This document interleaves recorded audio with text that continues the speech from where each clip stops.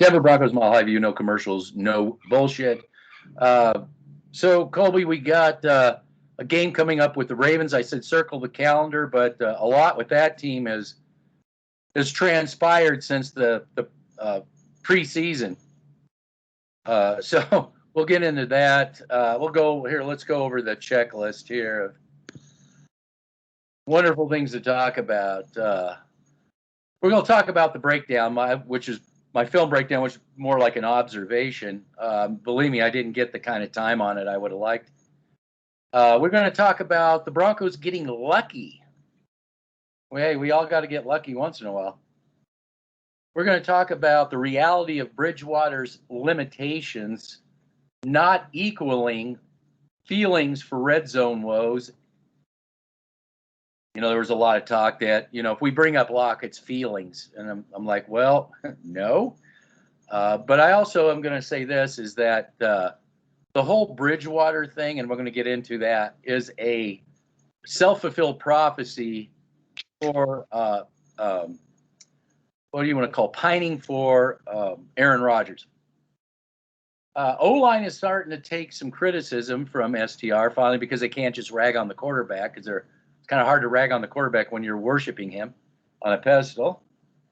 And I want to talk about the run. Obviously, we're going to talk about the Ravens game. And I want to talk about this offensive line with the running game, too. And then whatever you have. So that's essentially the rundown. So let's start with my observation tape. I'm sorry I don't have the all 22. Oh, I do want to say something too. Make an announcement. Colby told me that there were posts deleted. I don't delete posts at all. So I don't know if the person just took them down. I don't even know who got deleted. I mean, you just said some posts got deleted. I do not delete anything, and YouTube does really weird stuff. Really weird stuff. I mean, Colby's stuff has been deleted too. He had asked me if I deleted stuff of his before. Didn't even I never touch it. Only time and I'll let you know. You'll know when I touch it. It's if you're being so obnoxious and so stupid that I have to, you're getting yourself. But it takes a lot to do that for me. I'm not like these other platforms, so. You can call us goofballs, whatever, we're clueless. We don't know what we're talking about. So, yeah, as Teddy Bridgewater throws floaters that really should be intercepted, at least batted away at minimum. Anyway, so I did a film study that was more of an observation. And I'm sure that, what I really wish were, Colby? If we were getting paid for this, it would be great if me and you could sit down and break down film, write notes, and then put a really good film study together. Yeah. First, we would observe it on our own, get together, share notes, and discuss. But me and Colby, we just don't have time to. I barely had time to even get that going. I had so much to do. I mean, it's amazing. I even got that up and running. So with that said, why don't you talk about what I did, maybe what I didn't do, and talk about that. So the observations on your film study, I really like that you brought up Teddy Bridgewater's floaters per se, quote unquote. His lasers, his rocket lasers, you mean? His rocket lasers. We all know that he got Hamler hurt. That's not a given. It was in the film review. He got Hamler hurt on that play. I think if it was a better throw by Bridgewater, I don't think Hamler would have got hurt on that play, because when he threw that football, it was like lollipop in the air for about 3 to 5 seconds. And when there's better corners out there, better than the Jets secondary, they're going to pick that off. So, easy. That's an easy, yeah. Easy. So I just wanted to bring that to the forefront. I was the one that wanted Drew Lock. You're the one that didn't want Drew Lock. I did not want Drew Lock. Yeah, I wanted Drew Lock because I believe in Drew Lock's skill set and I believe in his leadership qualities, but he is obviously buried on this team. So I'm not going to talk about Drew Lock anymore. He's already done. I know. I'm doing more talking about him, but since he's on the team, I've got to talk about him. I think that if Lock threw that football, it would have been a better I think that Hamler wouldn't have been hurt on that play. I think it would have been a better throw, and Hamler would have been able to adjust to the football better than Teddy Bridgewater's ball that was floating in the air for 3 to 5 seconds. Yeah, well, one thing for all the bitching about Locke, which a lot of it is exaggerated, and I'm the guy that doesn't like Locke, but and I did my critiques on Locke, and I took the same kind of crap from people who like Locke that I'm getting from Bridgewater crap. One thing I'll say for him is that Locke could make those throws, and he did it on the regular, getting him into those tight windows and in a hurry. That was something he was pretty successful at doing.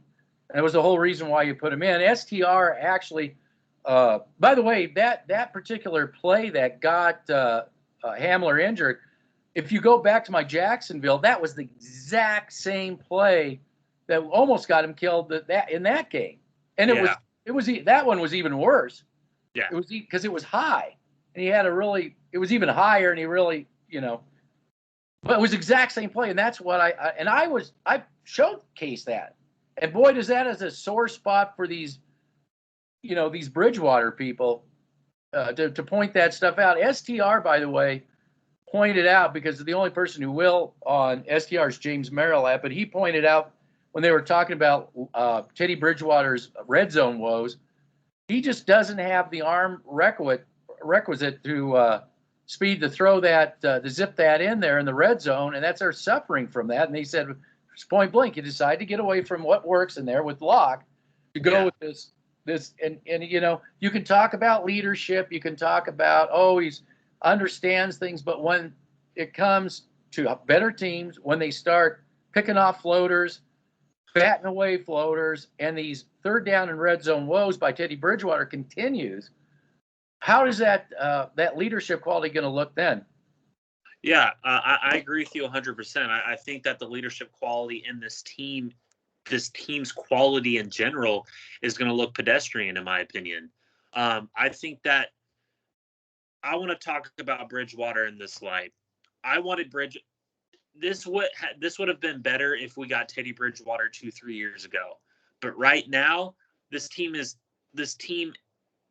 it would have been better if you got Teddy Bridgewater 2-3 years ago. And the fact that you could build a team around them, draft a quarterback to put that quarterback in place like a Drew Lock or whoever you want. But Teddy Bridgewater, I will give him this. His footwork and his presence in the pocket when everything is stable is what separates him from Locke. I will agree with people on that. But this is something that I want to say. Stats aren't going to back you up when the film doesn't lie.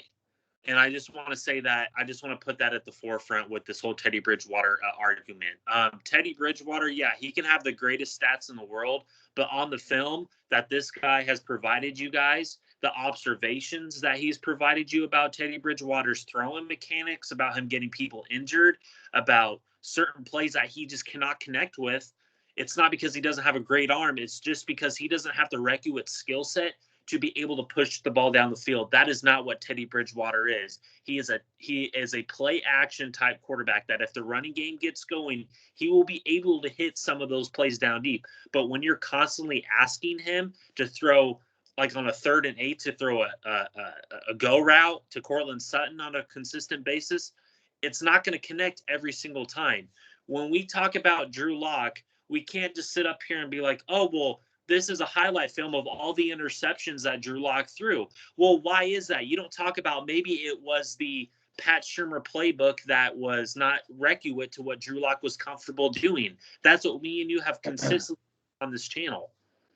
Now, I think there's some people that really need to understand what the definition of throwing a dime really is. Yes. Many of those passes were underthrown with totally inexperienced corners, and you're not as bad as they may. I'll say this with the Ravens: they may not have top tier corners, but they are good enough. And I watched the Detroit Lion game that they at minimum are going to pick those float, or at minimum are going to at least bat those floaters down with ease. But I would say that if it's going to be one of those go route on the sideline, it's going to get picked off. They're not going to mess around with Sutton or whoever the receiver is. it's just gonna be a jump ball. So maybe the taller receiver gets it, maybe not. Maybe it gets batted down. But the bottom line is those things been taking quite a bit of time to get to the train station there, if you know what I mean. Oh, I totally know what you mean with that, because when we were facing the New York Jets, for example, they were running that Seattle cover 3, cover 6 type defense, 4-3 defense. We're going into a game against Baltimore, who runs a man-to-man blitzing defense. Yep. And they do run a lot of cover 2 high safety. They do a cover 2 high safety looks. They are multiple in their blitz packages, and they play man-to-man coverage, and they will make you beat them. They are not going to beat themselves on defense. They are going to want you guys to beat them. I'm talking about Pat Shurmur, for example. So this game is going to be a test for Teddy Bridgewater. We're going to see what he can do against tougher competition when it comes down to it. Yeah, the Ravens, I'm a big Marlon Humphrey fan. I don't know if he's playing in this game. I don't know. I have no idea. But he is one of the top corners in football, in my personal opinion. But there's other corners on that defense for the Baltimore Ravens that are very, very solid NFL starting corners in this league. So I just want to say something too. We were talking about, the limitations of Bridgewater. I honestly believe that you're seeing the infancy of a self-fulfilled prophecy. And that self-fulfilled prophecy is, I honestly think Elway is going to want Bridgewater to throw deep from time to time and get those floaters picked up so they can lobby. We don't want to hear anything about Locke. Don't even you dare talk about Locke. We're talking Rodgers. We need that leadership, all that stuff that Teddy Bridgewater did, but this time with the arm and all that stuff. This is in my opinion, it's just a self-fulfilled prophecy. And all these people, except for a couple, there's some I know that are true hardcore Bridgewater fans. Yeah. But the ones claiming to be Bridgewater fans that go on those other platforms and are regulars over there, you will see that they will stab Bridgewater in the back the moment that the light switch is thrown on to do that. You'll see. They will throw him under the Bridgewater. I think that with your whole self-proclaimed prophecy when it comes to this, I don't want Aaron Rodgers on my team. If I had to choose, I would take Bridgewater over Aaron Rodgers. People will come and hate me for that, but I like Teddy Bridgewater. I like him as a person. I like him as a quarterback. You can win with Teddy Bridgewater in this league. Yeah. But the system that he is running and the team that he is on is this guy the requisite ability to be able to use his abilities to the fullest of his strengths to exceed those expectations that people want for Teddy Bridgewater. There's a difference. There's a difference between Pat Shurmur being your offensive coordinator and a team that doesn't have an owner and doesn't have stability in their organization. And then you have a team like the Saints who have an owner, who have stability in the organization, and a guy in Teddy Bridgewater who is behind that offensive line with better skilled position players and had a coach that understood his skill set and was able to go 6-0 in that stretch when Drew Brees was out. There's a difference. Now, as a side note, because we're talking ownership, I just want to just get into it and we can get back out.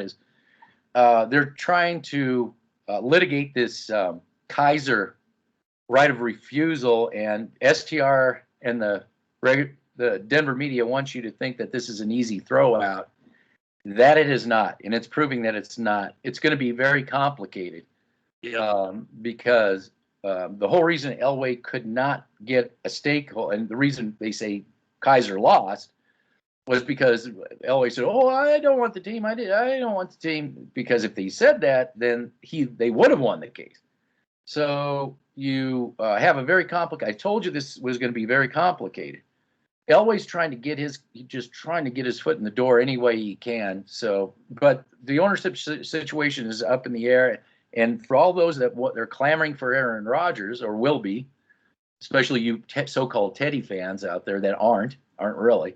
I'm not sure Rodgers is going to want to go. Maybe it's either one or the other. Either it's a great attractive situation for an Aaron Rodgers with no owner. Or it's something he's going to definitely want to avoid like the plague. I agree. So we'll get back into what we were talking about, and I agree. And here at the channel, we agree that we really like Teddy Bridgewater. I really like Teddy Bridgewater if you use him properly. if he's used and utilized properly.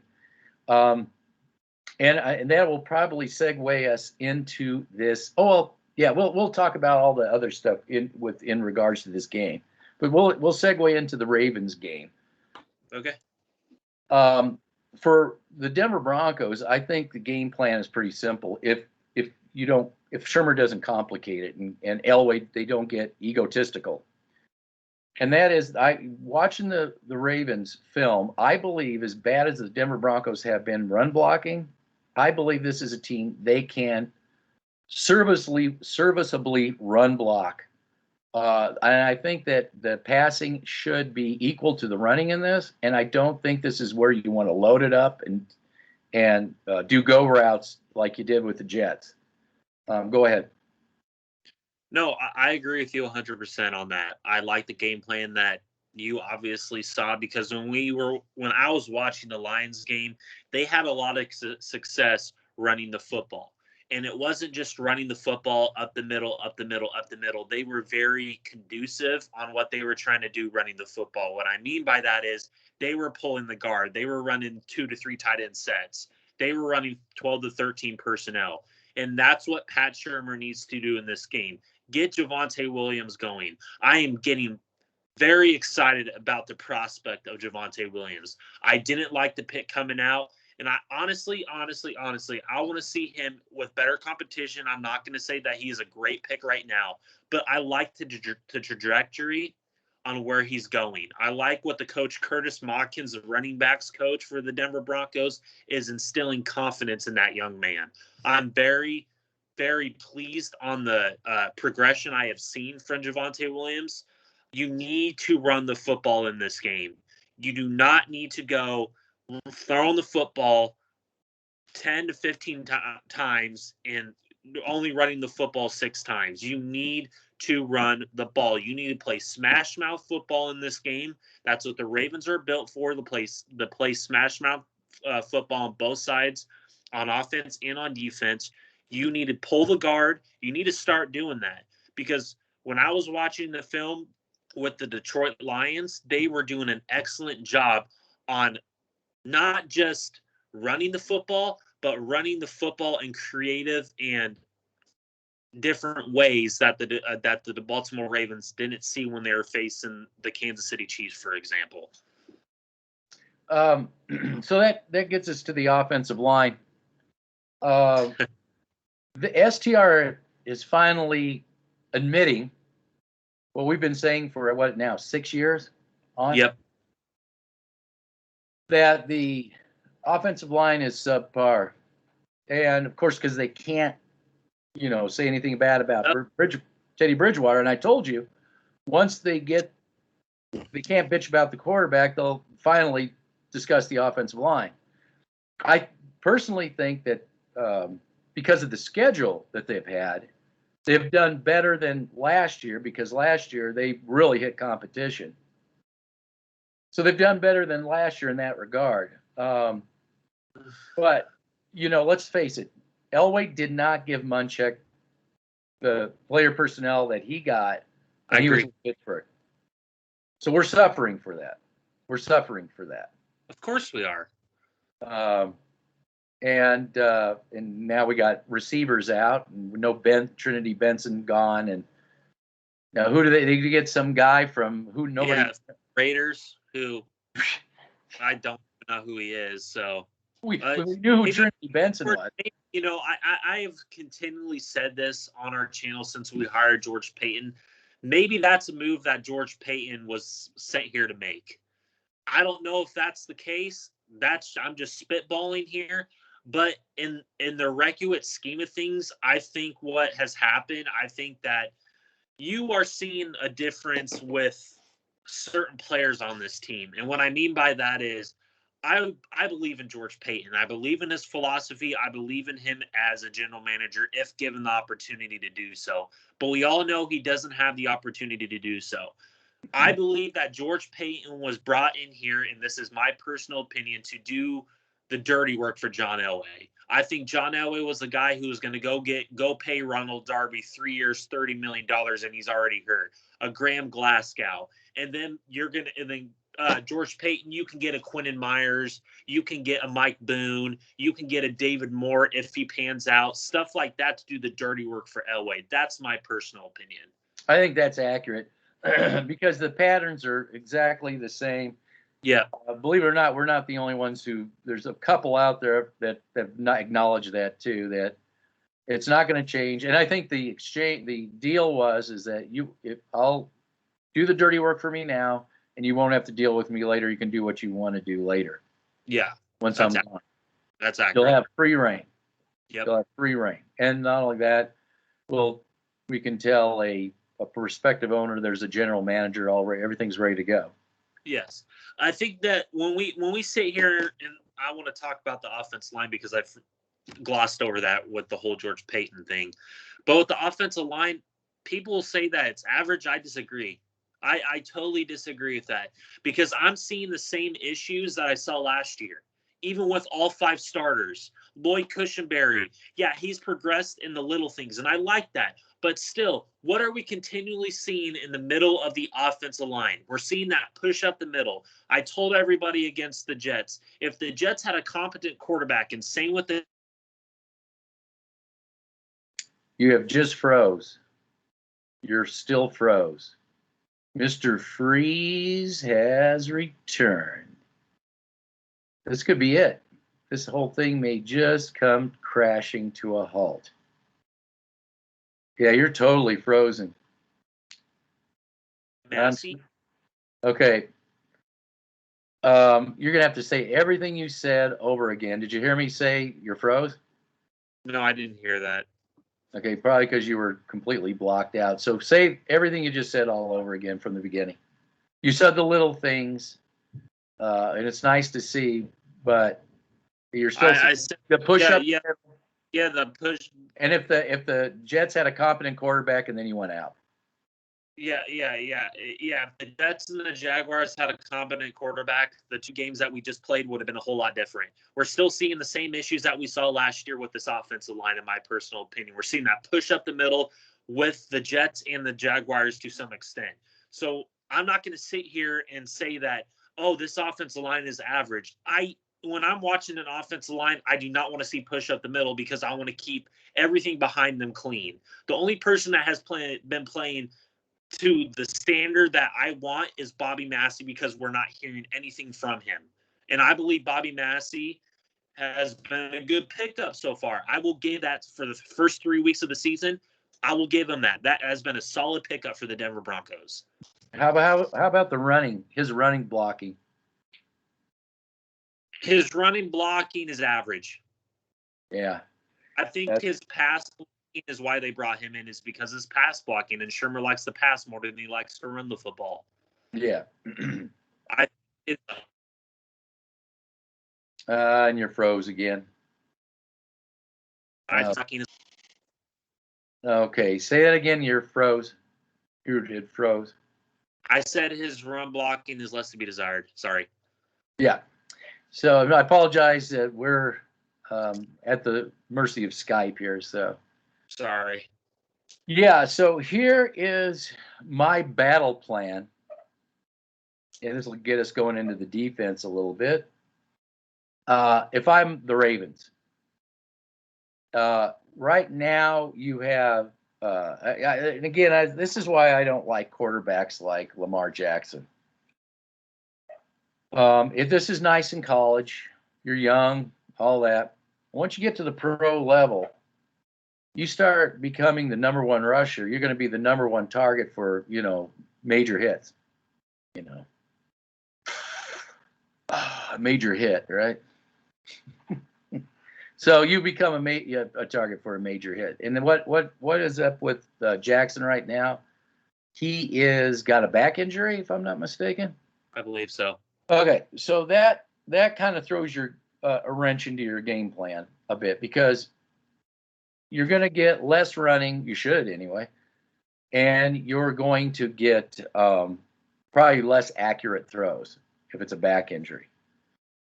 So Broncos get lucky. That was a part of our thing. Again, Broncos once again get lucky at hitting this opponent at the right time, and that happens. That's part of the game, getting lucky. Here's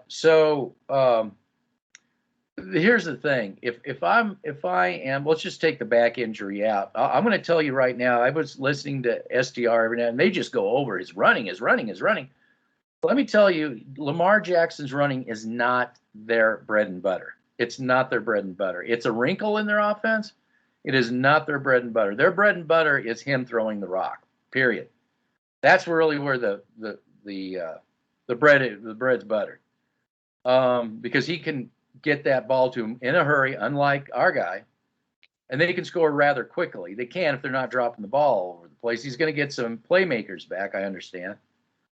But if I'm going to go up against the Denver Broncos, I'm going to hit them in three areas. I'm not running the football with a running back maybe 15 times. I wouldn't make running any kind of priority if I'm them. I'm going to throw the rock against this defense. I'm going to target three areas. Justin Simmons' area I'm going to definitely target, absolutely without a doubt. I'm going to target the linebacking area, no question about it. And that was another thing too, is I did not see, and maybe because of his back injury, you may see him throwing much shorter passes, trying to get rid of the ball, which will really kind of be a new wrinkle for them if it's the majority of plays. One other thing, the third place I would attack them is Fuller. I would absolutely go attack Fuller, and I would do it relentlessly, all three of them relentlessly. I would not give up. Now, here's the thing for the Broncos. This is a game you really want to play teddy ball. This is tailor-made for teddy ball. The biggest thing is the thing I noticed about this offense is the more reps you give them, the better they get. You want to keep them off the field as much as possible because this team still can smash your defense apart, I believe. I don't believe that they need to worry too much about the pass rush as much. With our front, Von Miller, of course, will be a problem for them. Outside of that, but I still would if I was them, I would make Teddy Bridger. I'm sorry, make Lamar Jackson get rid of the ball sooner rather than later. One thing I've noticed about Jackson, he's not the fastest processor. That he also, like the rookies that we played, tends to hold on to the ball. Major mistake, in my opinion. But so they may be able to get some pressure because he holds on to the ball so long. But he had a guy, I just watched one play. He had a guy starting to get open, and it would have been a touchdown, easy. And it would be more like, it was totally like a teddy ball kind of thing. It was, I believe, a tight end directly in front of him. And it was like the sea just opened up, and he was right there, but he didn't see that. He doesn't quite see it. But when he does, I'll say this too. He doesn't throw interceptions because he will only throw it to a receiver when he knows for sure that they're going to get that. Go ahead. No, I agree with everything you said. I think that Mark Andrews is going to be a problem in this game. I'm very high on Mark Andrews, the prospect. I think he's one of the best tight ends in football when used properly. I like that you brought up Fuller because Fuller has struggled these past 3 weeks. And I just want to make a disclaimer. Patrick Surtain, if I was them, I put Sammy Watkins on Patrick Surtain. I'd put Marquise Brown on Kyle Fuller because we have seen with Patrick Surtain coming out, he cannot keep up with those straight line speed receivers. And I think that this is going to be a game where Lamar Jackson is going to thrive for the sheer fact I believe that they're going to do a lot of short to intermediate routes against this defense. And then burn them over the top. I believe that because I think that the thing that we've seen over the past 2 weeks when Surtain has started, he has struggled with those underneath the short to intermediate routes because he doesn't have the hip fluidity to make up to get back to that receiver.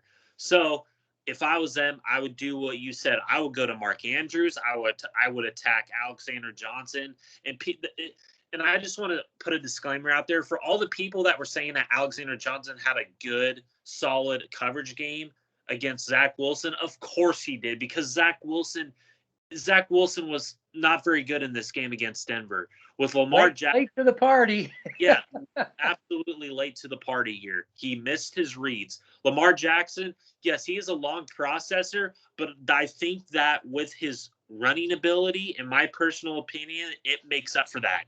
Because when I watch Lamar Jackson play, he's not making those stupid mistakes and running back 10 to 15 yards. He's looking for lanes to run, and he's going to take off. So he's not going to be like a Robert Griffin III or other players. Well, when he's healthy, anyway, when he's healthy. Yeah, absolutely, when he's healthy. But still, Patrick Ricard's going to be a problem because I think that the running game for the Ravens is actually pretty decent. I think that's what helps make that passing game go in some games. But I agree with you. In this game, you need to run those short to intermediate routes, in my personal opinion. Mark Andrews is going to be a problem in this game. I'm putting that out there right now. He's going to be the difference maker in this game for the Baltimore Ravens. Well, I think the Denver Broncos are going to snuff out their running backs. I don't have any doubt in my mind. Okay. I'm just saying the difference of the line play that we've played over the past 3 weeks to this offensive line. I'm just saying. Yeah, that could be a fact. That could be a factor too. But they have been good against stopping the run. Yes. The Jets and the Jaguars and Giants. Yes, of course they have looked good. Of course they have looked good. Yeah. But this is an animal. This is a different level of offensive line play. True. So we're saying warning, Will Robertson, offensive line. Yeah. I think that what you've seen, we saw it with the Ravens and Chiefs. They were able to go toe to toe against that defensive line for the Chiefs. You know, they have a guy named Chris Jones who's one of the best D tackles in football, but he's playing out of position. Detroit really shut them. Yeah. Detroit has a really good defensive line, and that's why I love how Detroit's building their team, offense and defensive line out. Yeah, it's going to take a few years, but they're doing it properly. So that's what Ravens did. Colby gives us a warning, Will Robertson. It's a good. Yeah. I do understand that this is a very, very much of an upgrade offensive line that they. Offensive line for the Ravens, a very physical offensive line. If the front seven for the Denver Broncos doesn't come out to play this game, they are going to get absolutely punched in the chin strap. And that could be a big part of their game plan too, with Jackson being. That's what I would do. I would run the ball on this defense because Draymond Jones is not a 3 technique defensive player on a 3-4 defense. He is a 4-3-5 technique player. So I'd run right at him. They're going to double team Von Miller. They're going to double triple team him. He's in Malik Reed. I love Malik Reed, but he's going against Andre Villanueva, who is a better left tackle than a right tackle. So I'm just saying they're going to help out the weak link on that offensive line, the right tackle, because Ronnie Stanley's out. So they're going to put Mark Andrews and another tight end to block Von Miller. They are going to in my personal opinion, they are going to run the football down our throats because our linebackers, Alexander Johnson, yeah, he's a good, solid run blocker. But when they're going to run the football, they're going to use that tight end over the top of Alexander Johnson to win this game. And they're going to hit those short to intermediate routes, and then bang, Sammy Watkins down the sideline. That's this even with Lamar Jackson injured, this still is a completely different animal than what you're seeing. So yeah, I mean, what I said, circle it on your calendar, may still have come to fruition. Yeah, I agree with you. I think that a guy that we were overlooked. I thought Justin Strnad played one hell of a game last week. I didn't have the time to get into that. It's against the Jets. I understand that, but Justin Strnad, the sideline to sideline quickness was something we haven't seen on this defense since 2015, since Danny Trevathan's here. So that's why I'm so excited for prospects like him and a Baron Browning, because of the sideline to sideline speed and also the instinctual ability to sniff out certain coverage patterns. Because Alexander Johnson just doesn't have that. Alexander Johnson is a thumping 1990s defense linebacker. He's that type of player. I don't think he would have lasted back in the 90s, but I'm just saying he's that type of molded linebacker. But this kind of goes back why I say pick on. This is why I say go pick on Justin Simmons. Yeah, but that's what I'm saying. They're going to run the football to set up that. I think it's going to take a while for them to pick on Justin Simmons. I think you're dead on, but I think at first they're going to establish the run. They're going to attack Simmons and Alexander Johnson. I think that's what's going to happen in this game.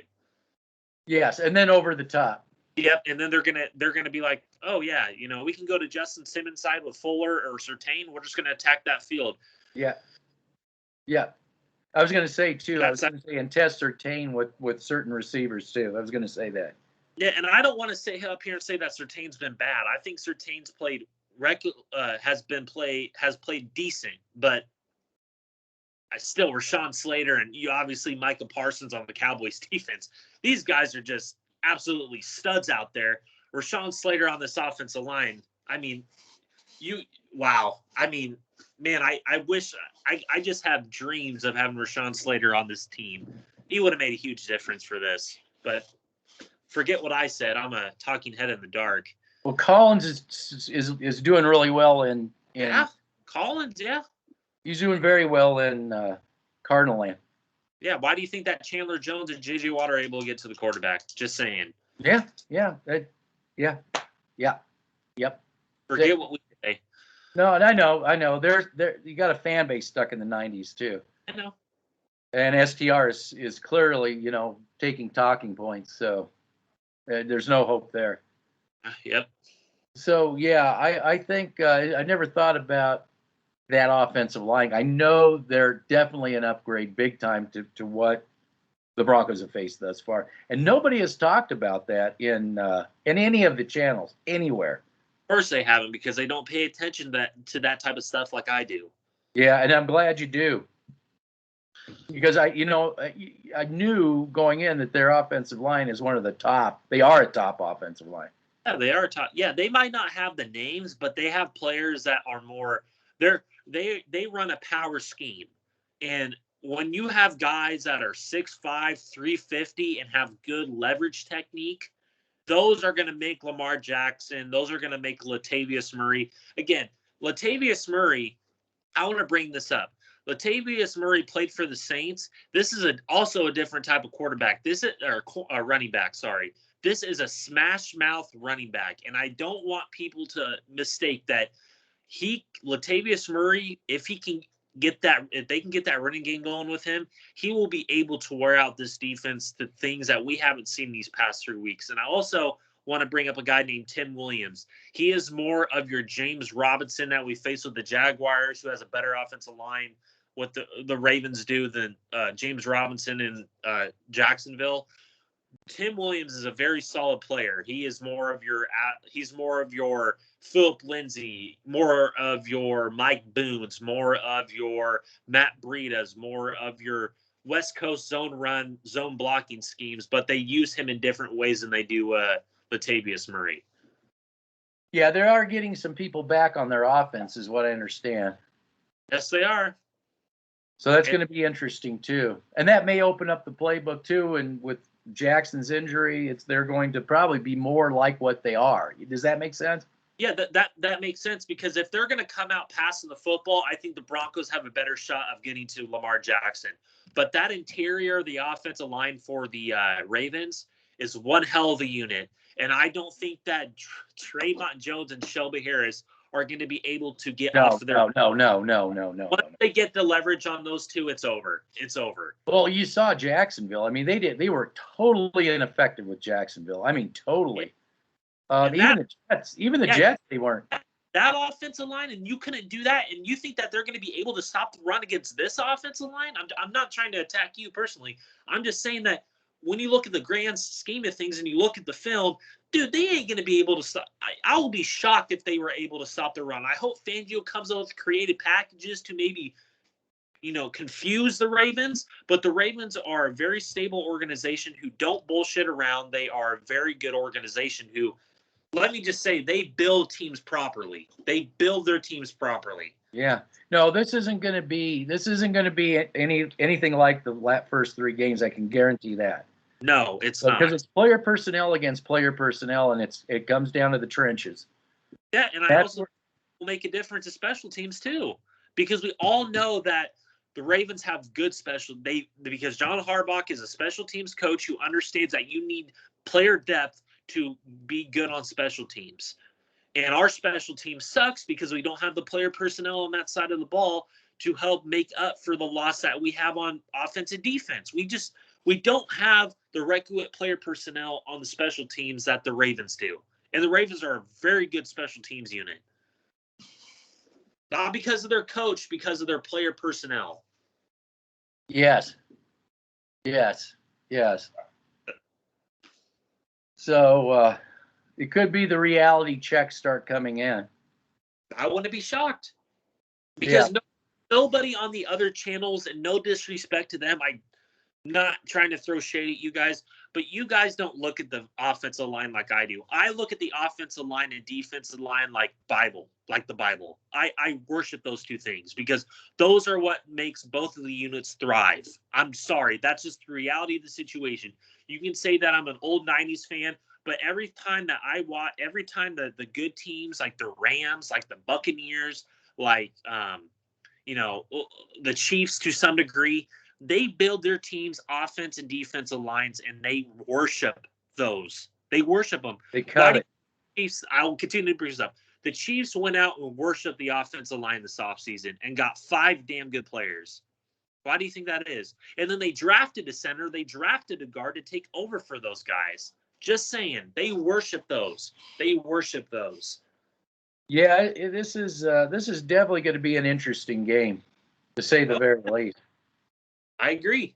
I do think, though, that the Broncos could do a good job, sufficient job running the football if they'll commit to it.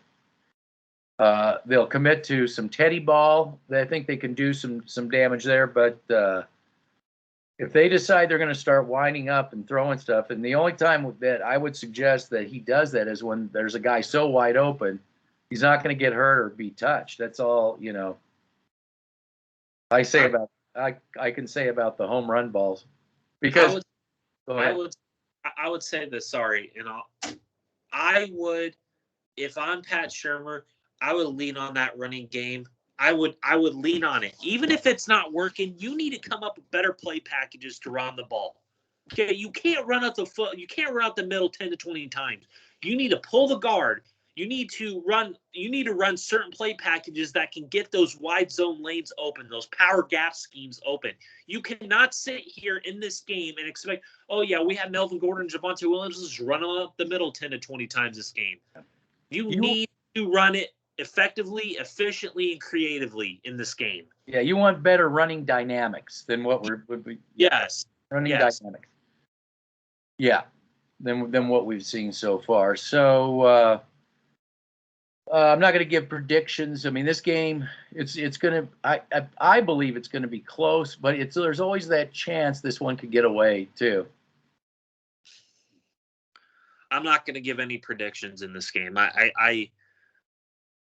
I want Denver to win, obviously, but me taking a step back and looking not with my Kool-Aid and looking at reality here, the Ravens are, ladies and gentlemen, you can come up here and say that we are clueless and all this shit. The Ravens, yeah, the Detroit came out and showed you what you need to do against this team to a degree. I want to say something about that game. Had their receivers actually caught all those balls that they dropped that were thrown right to them, that game would have got way out of hand. Yes.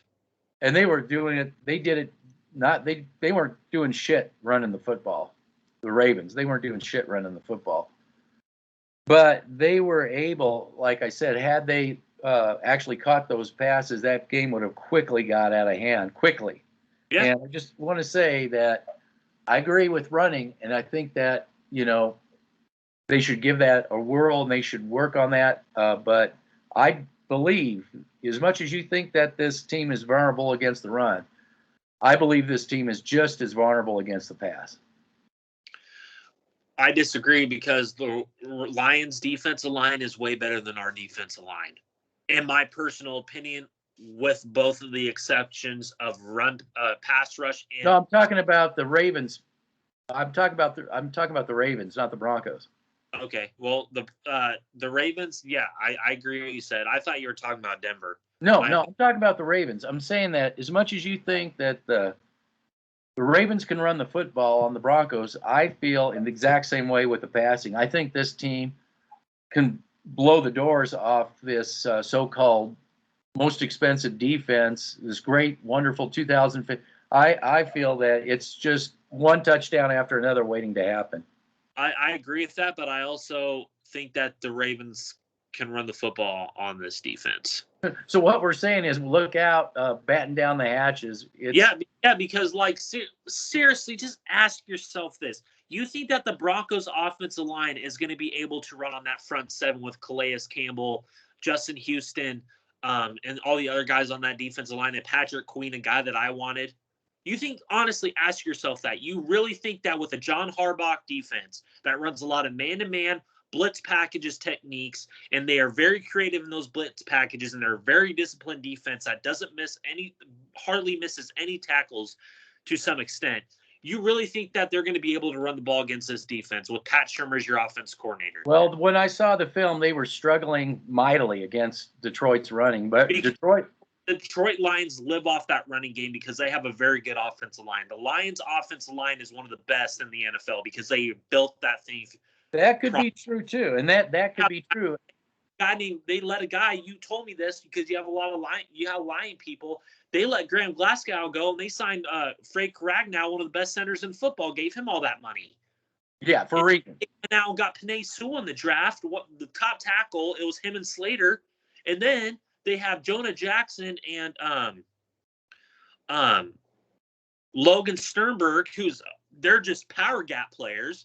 Now, what we need to do is if the Broncos get stuffed in the run, we need to explain to the audience to go back to the Detroit game.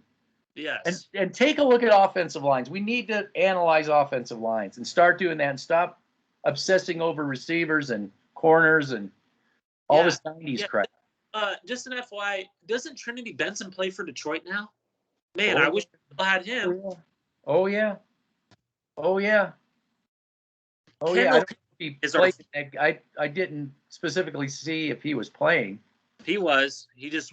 They weren't throwing to him because they were running the football at will on that defense. That's what I saw. That's what I saw. Yeah, Tom Williams and DeAndre Swift behind that offensive line, please. Okay. I don't want to get mistaken. People can hate on Detroit all they want. Detroit their owner sucks, and I understand that. But their offensive line and defensive line is exponentially better than ours. Yeah, ours is a paper tiger is really what it comes down to. And when STR finally has to admit the offensive line is a glaring problem, then it's not what John Clayton wrote. It has nothing to do that. No. John Clayton is doing is he's getting paid by Elway to create a reality that's just not true. This offensive line is not even best in our division. It's not even the best in the league. How can you sit there and watch the Chargers, Raiders, and Chiefs offensive line and sit there and tell me to my face that our offensive line is better than those three in our division? Yeah, it's gonna be a very, very interesting game all the way around. It will be an interesting game. I'll give you that. I hope the Broncos win, but I don't see it. I have the Broncos losing this game. I think they're going to get it. I honestly, if they do it, if Pat Shurmur just comes out and does what we said and comes out with a game plan that is creative and effective and that plays Teddy Bridgewater's strengths and runs the football, it's going to be a close game. But if he comes out and does what he's done the past 3 weeks, watch out. Just watch out. Yeah, because the more reps, if Bridgewater gets intercepted, throwing those floaters, it's going to give that offense more reps, and I'm just saying, it's like an old car that just needs to get warmed up a bit. That's what I noticed. You brought up something this offseason that made a lot of sense. People are going to say, well, this defense gave up this many points and this many yards. Yeah, because they had short fields. I think you're going to see that a lot in this game. I think Denver's going to have a lot of short fields in this. They have to defend short. Defense, my apologies. The defense. Defense will see short fields. Yes. Yeah, there's nothing that I'm thinking about their special teams. Tell me about the special teams on the Ravens. They're a very sound unit, like they've always been under John Harbaugh. That's John what Harbaugh, I thought. Yeah, that's they've another always been, area right there. Special teams that could come back to bite the Broncos. yeah, because they take player personnel seriously up in Baltimore. We don't. We No, take no, hype tigers. We take hype machines. We take names. We don't Band-Aids. band-aids like a Graham Glasgow who's out again. Out again. Um, we take guys like that. We do not bring in solid player personnel that we I, used to do. I, I know, and that's why I created this channel so we could bring that up because nobody will discuss that, and that could be another glaring issue in this game. I Coming up. agree. I agree. Now the Ravens are pretty beat up, but it's going to be, like I said, it's going to be very interesting to see how this all shakes out. They can be beat up, but they have the player personnel and also the coaching that is going to adjust. And they have an ownership group and a, let's just say, a scouting department, all that bring in players. They don't bring in names. They bring in players that play and fit their system. Developmental. It's all Yep. developmental. Yep. Developmental system. Yep. Absolutely. So I will say this: if it's a tough game and it's a close game, that may bode well for the Broncos, even in a loss, if it's close. Yep. But if they get hammered, it could be that the chickens have finally come home to roost on all the problems that all the red flags that we've seen. Yeah, I agree. So I'm just going to say, buyer beware, batten down the hatch, and I'm sure that they'll be hit too in some vulnerable areas. But this is good. I'm really intrigued about your running the ball theory and their offensive line. I should have put a little bit more stock into that too, because I know they have one of the better offensive lines in the league. I know that. They've again invested so much into it. So that will, and I don't think they're injured at all. I think they're pretty healthy units. Well, the guy that's been out is Ronnie Stanley. He's one of the best left tackles in the game. He's a top 3 left tackle when healthy. He's the only guy that's out. But they brought over a guy that was a Mike Munchak guy and Andre Villanueva, who was a left tackle in Pittsburgh. Yeah, we'll just plug you in. You've been a swing tackle for us. Yeah, we'll just plug you in at left tackle. And he played great against that front 7 in Detroit last week. Yeah. So it's going to be. This is going to be I can just say this is going to be a very interesting game. Yeah, because if we get blown out and if we get exposed, man, it is. Yeah, look out for the Aaron Rodgers. It's going to start turning more and more. Oh, Teddy Bridgewater can beat the small teams, but against the big teams now. This is Bridgewater's a self-fulfilling prophecy. Yeah. That these same people, Teddy's here to stay. Those exact people in the comments are going to be the exact people that are going to stab him in the back, and you'll see. Who made the connections when he came here? Me. I said literally the day before the draft, I'm like, yeah, I wouldn't be shocked if they trade for Teddy Bridgewater because of the connections he has with Shermer and Payton. Just saying. I'm almost done. I'm done. Yep. All right. I'm getting quests from the chief and the commander in chief. Yeah. So anyway, in conclusion, I've just dialed it in that batten down the hatches is my conclusion. Is just this isn't going to be this is not going to be the first 3 games. Nope. This is going to be a different animal. Altogether a different animal. And I think we touched on a lot of things that you don't get anywhere else. No, I think that we touched on all 3 phases of a Baltimore team: offense, defense, schematically, and a special teams unit that's very solid, and also the player personnel side that you won't get anywhere else.